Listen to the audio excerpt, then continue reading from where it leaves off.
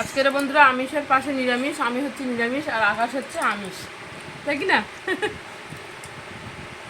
কিরকম হলো তরকারিটা বলো? আমিষ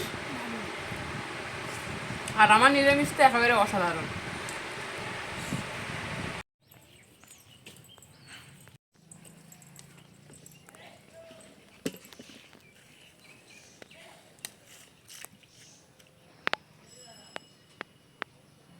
রূপচাঁদ মাছ লাগছে কই?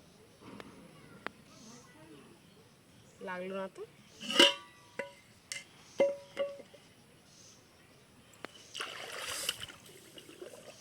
দুপুরবেলা রান্নাবান্নার জন্য একেবারে চাল নিয়ে চলে এসেছি। আর লাল চিংড়ি নিয়েছিলাম, একেবারে বাগদার সাইজের চিংড়ি, বড় বড় সব লাল চিংড়িগুলো কেটে নিয়েছি। লাল চিংড়িগুলো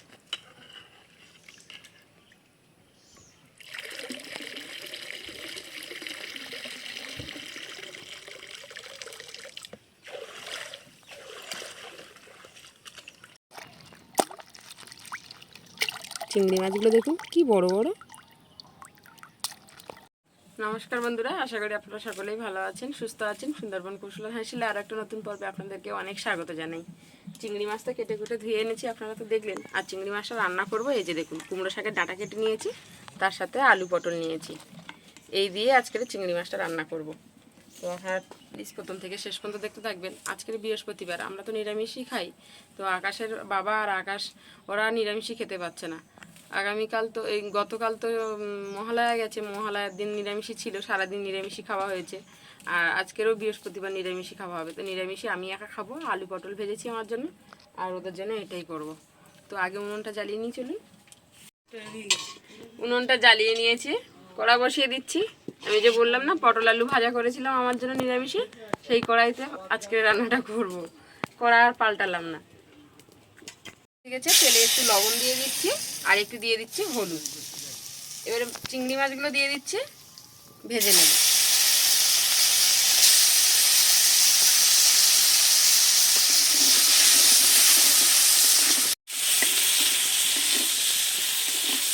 চিংড়ি মাছটাকে খুব বেশি কড়া করে ভাজবো না, হালকা একটু নেড়ে চেড়ে ভেজে নিয়েছি, এবারে তুলে নিচ্ছি।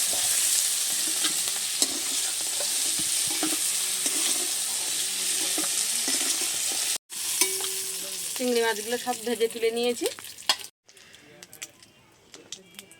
অল্প একটু চিংড়ি মাছ ভাজা তেল ছিল, এতে আমি একটু সাদা তেল দিয়ে দিয়েছি। সাদা তেল দিয়ে আজকে রান্নাবান্নাটা করব।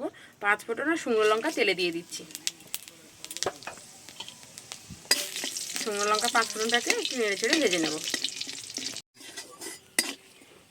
5 ফোঁটন আর শুকনো লঙ্কা একটু ভেজে নিয়েছি। এবারে আমি এখানে দিয়ে দেব পেঁয়াজ, আর হচ্ছে তোমার রসুনটা কুচিয়ে নিয়েছি, বেটে নিয়ে।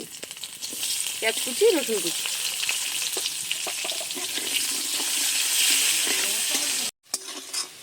পেঁয়াজ আর রসুনটাকে একটু ভেজে নিয়েছি।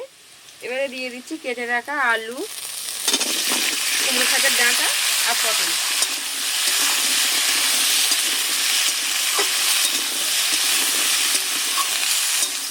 একটু নেড়ে চেড়ে নিলাম। এবারে সব রকমের মশলা দিয়ে দেবো। লবণ দিয়ে দিচ্ছি স্বাদ মতো, হলুদ দিয়ে দিচ্ছি, সামান্য একটু জল দিয়ে ঢেকে রাখবো।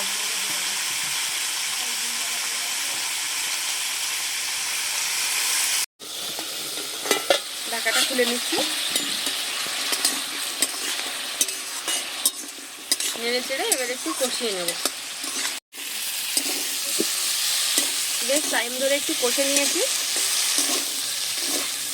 কুমড়ো শাকের ডাঁটাগুলো এখন থেকে খেয়ে নিচ্ছি, কারণ আর কদিন বাদে বাপের বাড়ি যেতে হবে।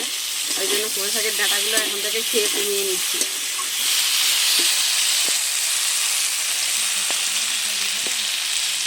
দিয়ে দিচ্ছি এই যে লঙ্কার গুঁড়ো, একটু ঝাল ঝাল হবে, ভালো লাগবে। খাবে তো আকাশ আর আকাশের বাবা। লঙ্কার গুঁড়োটা দিয়ে একটু নেড়ে চেড়ে কষে নিয়েছি। এবারে আমি এখানে পরিমাণ মতো জল দিয়ে দেবো।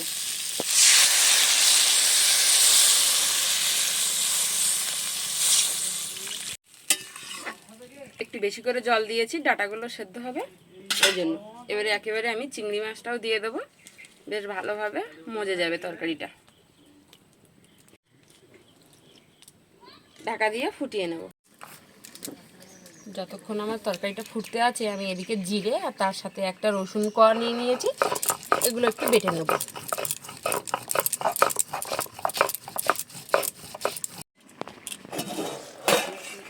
বেশ সুন্দর করে ফুটিয়ে নিয়েছি, একটু নেড়ে চেড়ে নেব। একটা দুটো আলু একটু গলিয়ে দেবো চেপে, ঝোলটা একটু মাখো মাখো হবে।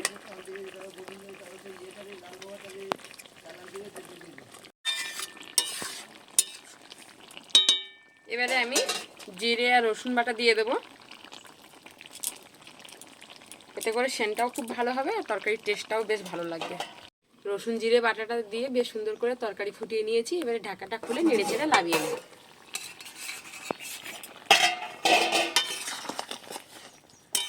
তরকারি কালারটা বেশ সুন্দর হয়েছে। কুমড়ো শাক তো খেতে দারুণ লাগে বন্ধুরা, ওই জন্য রান্না করে দিলাম। আকাশও পছন্দ করে, আকাশের বাবাও পছন্দ করে। লাভিয়ে নিলাম।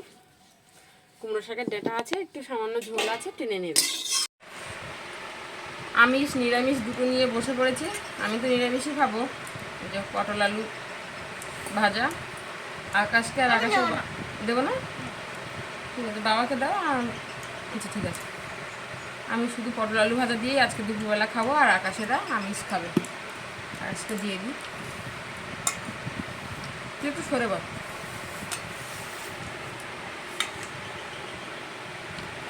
তো আলু দিলে খাবে না, একটু শাক দেবো, চিংড়ি মাছ দেবো, ঝোল হলে ও খাওয়া হয়ে যায়। যে কোনো তরকারি ঝোল দিয়েই ও ভাত খায়।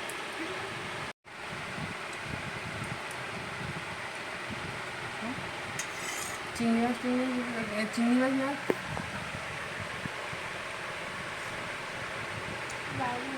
টেস্ট হচ্ছে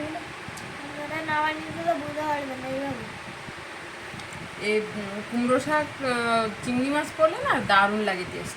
নিরামিষই আমরা তো প্রায় সময় এমনি কুমড়ো শাকটা নিরামিষই করি ডাল দিয়ে, বেশ সুন্দর লাগে।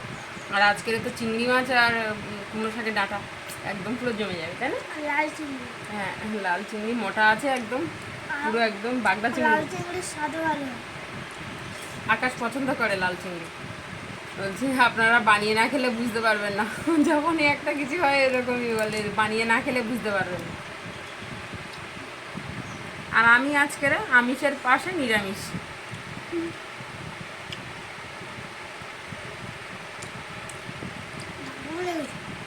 খাও।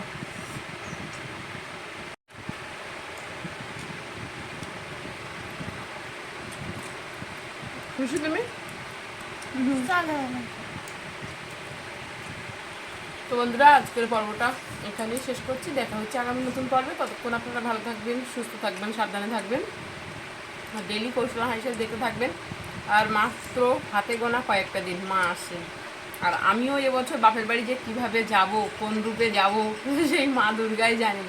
তো আপনারা সাথে থাকবেন, দেখতে থাকবেন, আশা করি ভালো লাগবে। তো দেখা হচ্ছে তাহলে আগামী নতুন পর্বে। আর আপনারা সকলে ভালো থাকবেন, আর এতক্ষণ সাথে থাকার জন্য অসংখ্য ধন্যবাদ।